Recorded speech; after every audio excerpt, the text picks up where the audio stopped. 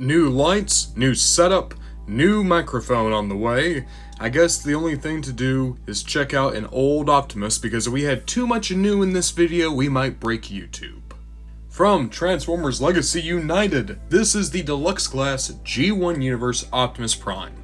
And the thing that's special about him is he is a recreation of the original toy design of G1 Optimus, done up in plastic. The joke is that this is the poor man's version of the Missing Link Optimus, and truth be told, I'm not a big fan of the Missing Link Optimus. I think he's a little bit too much for what he's asking for. I just don't see the value in him. Meanwhile, I've been really excited for this guy because I think he looks better, and I thought he looked like a lot more fun to play with. You can see he's right here, no plastic, so you can go you know, as you do. You got a picture of the truck mode here, picture of the design here. I just love the G1 toy design for Optimus. I think it's so sharp. Here on the back, you can see, like I said before, very similar to the Missing Link, but it does look like this guy's going to have some better posability and better play. And then the artwork for the line. All I'm going to say is, I think it's very fitting that our very first character we review in this new setup is going to be Optimus, and moreover, that it's an Optimus that I've actually been really excited for ever since it was announced. So, let's get him out of the box and see just how good this Optimus can be. Getting Optimus out of the box, and my first thought is just, this is good. It's not the most amazing Optimus I've ever messed with, but I am having fun here. There's a lot of really good design choices made, and in all honesty, some not so great design choices. But it doesn't change the fact that this just oozes G1 Prime in every way, shape, or form. And it's kind of cool to see the toy design so lovingly recreated with modern articulation and engineering styles. Nowadays, it feels like everything's G1 cartoon, so even just changing it up and giving the G1 toys a little bit of love is actually kind of unique.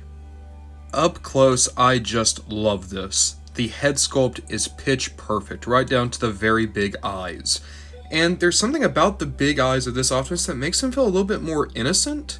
Like, if I want to do like a Rescue Bots version of G1 and have the characters maybe be a little bit more friendly, maybe a little bit more adjacent to Care Bears than G.I. Joe, this is more the head sculpt I'd expect out of Optimus. A little bit more wide-eyed, a little bit more idealistic, but there's still the old boy in here.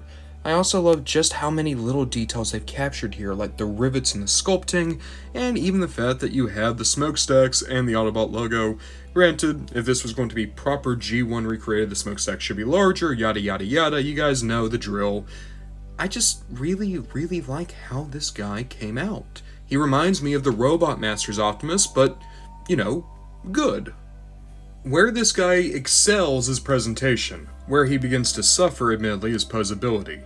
There are good joints here, but they're set up in a very strange way that make him somewhat hard to get a good pose out of. So, to just run through it now, you have a swivel at the head, well actually a ball joint at the head. You get so much range of motion out of that ball joint.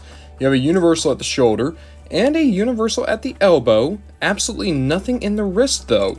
Nothing in the waist because of the design. A universal at the hip, and an upper leg cut, and a good single joint knee. Down in the ankles you have a little bit of back and forth at the toe, and side to side. Because the figure's so blocky, he collides with himself a lot. It's not that he's imposable, he's very articulated. It's much more, especially in the midsection, where you have the little tummy here, it's kind of hard to get him in a pose where he doesn't kind of look a bit dumpy. At the same time, when you put him in a pose that works, it really works. You can get him into a lot of good standard Optimus Prime poses, usually looking heroically, or a good solid leader stance. It's really just action poses where this guy suffers, and let's be fair, the G1 toy designs were not meant for action poses, they were meant to stand there. So it makes sense that this guy's strength is standing there with style. You also have a couple of good accessories to play with. You have the Matrix of Leadership, done entirely in translucent blue plastic. Unfortunately, he can't hold this in his hands, but we do have a place where we can put it later. You're able to get the Energon Axe, which is always nice to see on a G1 Prime. I like how stubby this one is. It looks a lot more accurate to the cartoon. And finally, you have two separate versions of the Ion Blaster. This is the toy accurate one, very bulky looking, and this is the cartoon one. I like these guys unfortunately there's a pretty big issue with them that we're going to talk about in just one sec. First, why don't we talk about this matrix? Like I said, it looks fine, but what you're going to do with it is we're going to pop Optimus's chest open, and you can see there is a matrix chamber inside. We're just going to pop it in like so. This is cool, but admittedly, in the year of Transformers 1, it feels like every Optimus Prime comes with a matrix now. It's sad. Within my lifetime, I've been able to see the matrix become the coolest thing an Optimus can come with, to being just part of the usual kit. At least the Energon axe looks pretty solid. You're able to get him to a few good poses with it, but as I said, action poses, sorry Optimus. Action poses are not really this guy's strong suit. And you can see the way it works is it just slips on over the hand. Same thing we saw with the Earthrise and the Masterpiece, and also the Missing Link convoy. So, it's a tried and true method. It works here. And finally, Optimus has his blasters. You notice something shiny about them? They're painted. So are the hands. So watch this, right? I've been trying to put the gun in.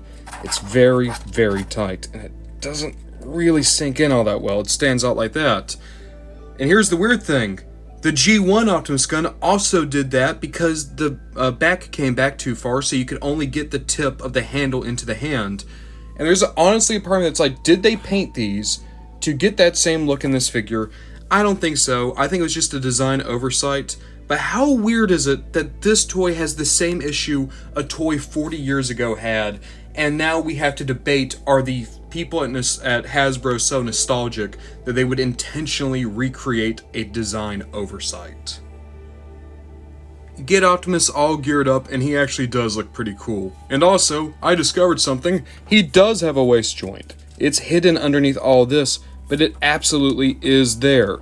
So, this guy's a little bit more posable than I thought he was, and it does help getting him into some better poses using that waist joint.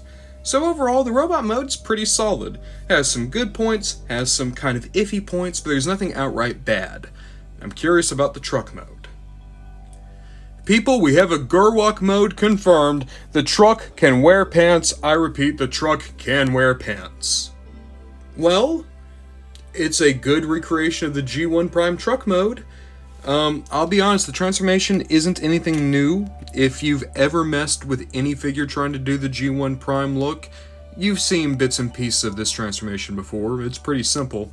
But sometimes that's because a formula just works. The transformation was great back in '84, it's great now. You just add a couple extra flips and boom, you still have a pretty good transformation and a pretty solid truck mode. And I do like how this looks. I'm a sucker for the stripe. I hate G1 Primes that don't include the white stripe. I think it makes the truck look so much more sleek, and I think there's a reason why most of us still had the memory of the truck with the white stripe. It's because it looks good. It looks good with the white stripe. What can we do with this truck, though? Well, we can put all his junk on the bed. It can roll like that. Yay. But do you want to know something I've been curious about that I've not heard anyone discuss? Does he work with the Earthrise trailer? So keep in mind, this trailer... Oh, okay, I'm already liking this. So, this trailer is way too small for Earthrise Optimus. It doesn't work for a Voyager Optimus. I was curious, would it work better for a Deluxe Optimus? And looking at it, at least scale-wise, yes, I do think it works better for Deluxe Optimus. My question is, will it fit? It totally does! It totally does! And that looks really good, actually. I'm just saying, forget your Commander class Optimus. You get the Earthrise trailer, and boom, what you got? You got the perfect toy recreation, man. What you doing, huh? You're gonna go all the way around? This guy's gonna be hanging out with his boys, Roller, and the combat deck. You don't even know. You don't even know. You don't even know what these guys are getting up to. I was not expecting the trailer to fit. I was thinking it was gonna be too tall, but no, this is actually working out pretty well. So, hey, if you have this guy and Earthrise Optimus, you have a really good trailer for this guy, and a trailer that was not too great for the Optimus it came with is now able to pose and scale a lot better with a Voyager you can get right now. That's kind of neat. Let's get this guy back to robot mode, because I'm really curious how he stacks up to some other Optimus Primes. So, I just discovered a really weird thing about the wheels here. Those aren't plastic, at least not full plastic. That's rubberized PVC. I'm not a big fan of that, because that can damage plastic, and even worse, I'm really worried that those are just going to shatter on me one day. I guess we're just going to have to wait and see on that. Ignoring that potential heartbreak for right now, here he is alongside the Earthrise Optimus, my main display Optimus. And yeah, I like how these two look together. This is a great before and after 2-pack.